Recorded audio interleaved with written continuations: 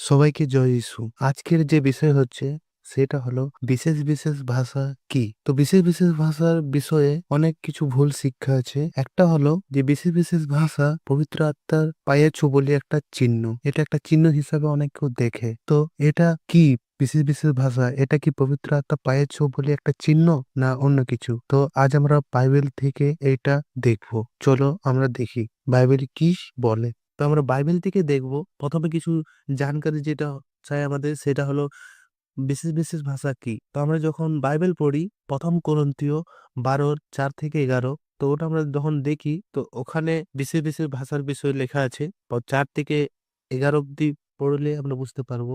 তো এখানে লেখা আছে, অনুগ্রহ দান নানা প্রকার কিন্তু আত্মা এক, এবং পরিচার্য নানা প্রকার কিন্তু প্রভু এক, এবং ক্রিয়া সাধক গুণ নানা প্রকার কিন্তু ঈশ্বর এক।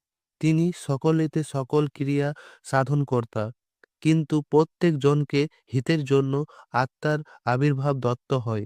কারণ এক জনকে সেই আত্মার দ্বারা প্রজ্ঞার বাক্য দত্ত হয়, আরেকজনকে সেই আত্মা অনুসারে জ্ঞানের বাক্য, আরেকজনকে সেই আত্মাতে বিশ্বাস, আরেকজনকে সেই একই আত্মাতে আরোগ্য সাধনের নানা অনুগ্রহ দান, আরেকজনকে পরাক্রম কার্য সাধক গুণ, আরেকজনকে ভাববাণী, আর একজনকে আত্মাদিগকে চিনিয়া লইবার শক্তি, আরেকজনকে নানাবিধ ভাষা কহিবার শক্তি, এবং আরেকজনকে বিশেষ বিশেষ ভাষা অর্থ করিবার শক্তি দত্ত হয়। তো এখানে যখন আমরা দেখলাম প্রথম করন্থীয় 12:4-11, এখানে ঈশ্বরের অনুগ্রহ দানের বিষয়ে বলা হচ্ছে, যেটা হলো আত্মিক বর। যখন আমরা এটা দেখি তো আত্মিক বরের যখন লিস্টটা আসছে এখানে, তার মধ্যে নানাবিধ ভাষা আছে, আর বিশেষ বিশেষ ভাষার অর্থ কহিবার শক্তিও আছে এখানে। তো এখানে যখন আমরা দেখি তো এটা একটা আত্মিক বরের যে অনুগ্রহ দান আছে, এর লিস্টে বিশেষ বিশেষ ভাষাও আসছে। তো আমরা আরেকটা বাচন দেখব, যেটা হলো প্রথম করন্থীয় 14:1-2 আর 12-13। ওখানেও আমরা যখন দেখি সেখানেও আত্মিক বরের বিষয়ে বলা হচ্ছে, আর এখানেও লেখা আছে, দেখি, তোমরা প্রেমের অনুধাবন করো, আবার আত্মিক বর সকলের জন্য উদ্যোগী হও, বিশেষত যেন ভাববাণী বলিতে পারো। কেননা যে ব্যক্তি বিশেষ ভাষায় কথা বলে সে মানুষের কাছে নয় কিন্তু ঈশ্বরের কাছে বলে, কারণ কেহ তাহা বুঝে না, বরং সে আত্মায় নিকটত্ব বলে। তো দেখো এখানে দুটো আত্মিক বর আছে, আর এর মধ্যে তুলনা করা হচ্ছে। তো আমি তুলনার বিষয়ে যাব না, তো এখানে প্রথমের লাইনটা যে আছে সেটা আমি বলতে চাই, তোমরা প্রেমের অনুধাবন করো, আবার আত্মিক বর সকলের জন্য। আত্মিক বরের বিষয়ে যখন এখানে বলা হচ্ছে তখন বিশেষ বিশেষ ভাষাও আসছে। আবার যখন আমরা এখানে দেখতে পাই আরেকটা বচনে, প্রথম করন্থীয় 14:12-13, এখানে লেখা আছে, এতএব তোমরা যখন বিবিধ আত্মিক বরের জন্য উদ্যোগী, যে তখন চেষ্টা করো যেন মণ্ডলীকে গাঁথিয়া তুলিবার জন্য উপচয় প্রাপ্ত হও। এই জন্য যে ব্যক্তি বিশেষ ভাষায় কথা বলে সে প্রার্থনা করুক যেন অর্থ বুঝাইয়া দিতে পারে। তো দেখো এখানেও যখন আমরা দেখি তো এখানেও তুলনা করা হচ্ছে ভাববাণী আর বিশেষ বিশেষ ভাষার সাথে। তো যখন তুলনা করা হচ্ছে, যখন 12 প্রথম লাইনটা আমরা যখন দেখি, অতএব তোমরা যখন বিবিধ আত্মিক বরের জন্য উদ্যোগী। তো দেখো এখানেও আত্মিক বরের বিষয়ে বলা হচ্ছে, আর আত্মিক বরের বিষয়ে যখন বলা হচ্ছে তখন এখানেও বিশেষ বিশেষ ভাষা আসছে। তো এই কটা বাচনের মধ্যে দিয়ে আমরা জানতে পারি যে বিশেষ বিশেষ ভাষা হলো একটা আত্মিক বরদান। এটা কোনো চিহ্ন না যে তুমি পবিত্র আত্মা পাইয়েছো বলিয়া।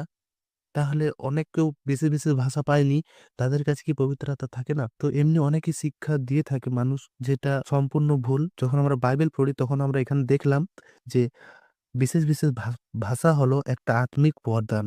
একটা আত্মিক বরদানের মধ্যে বিশেষ বিশেষ ভাষা আছে, আর এটা কোনো চিহ্ন না। পবিত্র আত্মা পাইয়েছো বলে এটা কোনো একটা চিহ্ন না। ঠিক আছে? আরেকটা জানকারি আমরা দেখি, আগেকার বিশেষ বিশেষ ভাষা আর এখনকার বিশেষ বিশেষ যে ভাষাটা আছে সেটা সম্পূর্ণ আলাদা। যখন আমরা বাইবেল দেখি, যখন প্রেরিত পুস্তক দেখি, তখন প্রেরিত পুস্তক আমরা জানি যে 50 সপ্তমীর দিনে যখন পবিত্র আত্মা এসেছিল তখন প্রেরিতরা অন্য অন্য ভাষায় কথা বলছিল আর সেটা অনেক কেউ বুঝতে পারছিল, ওখানে আমরা দেখি। কিন্তু সাধু পল যখন উম, প্রথম করিন্থী 14:1-2 যখন বিশেষ ভাষায় উল্লেখ করে, বিশেষ ভাষার বিষয় যখন বলে, তখন এখানে দেখো কি লেখা আছে।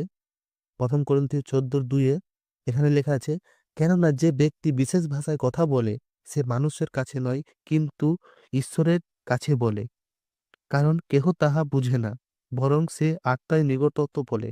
দেখো এখানে কি বলছে, কেননা যে ব্যক্তি বিশেষ ভাষায় কথা বলে সে মানুষের কাছে নয় কিন্তু ঈশ্বরের কাছে বলে, কারণ কেহ তাহা বুঝে না, বরং সে আত্মায় নিকটত্ব বলে। মানে এখানে কি বলছে, কেহ তাহা বুঝে না, সে আত্মায় নিগড় বলে, আর প্রথমে বলছে ঈশ্বরের কাছে বলে। তো আমরা যখন দেখি প্রেরিত পুস্তকের যে বিশেষ বিশেষ ভাষা আছে, আর করিন্থী পুস্তক 14:2 যখন সাধু পৌল বিশেষ বিশেষ ভাষার বিষয়ে বলছে, তো এটা সম্পূর্ণ আলাদা। বাচানের মধ্যে জানতে পারি যে প্রেরিত পুস্তকে যে বিশেষ বিশেষ ভাষা আছে আর করিন্থী পুস্তকে যে বিশেষ বিশেষ ভাষা আছে, তো প্রেরিত পুস্তকের যে বিশেষ বিশেষ ভাষা আছে ওটা সবাই বুঝতে পারছিল, আর সাধু পৌল করিন্থী পুস্তকে যেটা বলছে সে বিশেষ বিশেষ ভাষাটা কেউ বুঝতে পারে না। তো এর মাধ্যমে এই দুটার পার্থক্য আছে আগেকার বিশেষ বিশেষ ভাষার মধ্যে আর এখনকার বিশেষ বিশেষ ভাষার মধ্যে, এটাই পার্থক্য আছে। আর এখনো আমরা এটাই দেখতে পারি, এই যে আমাদের মডার্ন যুগ আছে, এই যুগেও যখন বিশেষ বিশেষ ভাষা আসছে এটা সম্পূর্ণ আলাদা, জমিন আসমানের পার্থক্য আছে আগেকার যে বিশেষ বিশেষ ভাষা আর এখনকার যে বিশেষ বিশেষ ভাষা। এটা বাইবেল থেকে আমরা দেখছি।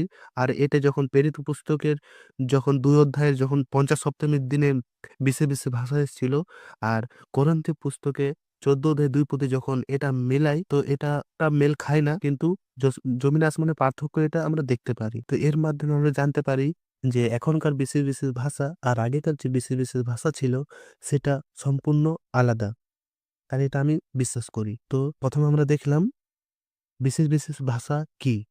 বিশেষ বিশেষ ভাষা হলো ঈশ্বরের একটা বরদান, আত্মিক বরদান। এটা কোনো পবিত্র আত্মা পাইয়াছো বলে কোনো চিহ্ন না। আর সেকেন্ড হলো এখনকার বিশেষ বিশেষ ভাষা আর আগেকার যে বিশেষ বিশেষ ভাষা ছিল সেটা সম্পূর্ণ আলাদা, জমিন আসমানের পার্থক্য আছে। আরেকটা বিষয় আছে, ভিডিওটা লম্বা হয়ে যাবে বলে আমি বানাচ্ছি না, এর পরের ভিডিওতে আমি ভিডিওটা বানাবো। তো ও বিষয়টা হলো যে বিশেষ বিশেষ ভাষা মন্ডলীতে কিভাবে ব্যবহার করব, এর বিষয়েও একটা ভিডিও বানাবো, কারণ ভিডিওটা অনেক লম্বা হয়ে যাবে, তাই এখানেই ছোট করে বানাইছি এই ভিডিওটা। সবাইকে জয় ইসু। ভিডিওটা ভালো লাগলে শেয়ার করো, আর আশা করি সবাই আশীর্বাদিত হয়েছে ভিডিওটাতে। সবাইকে জয় ইসু।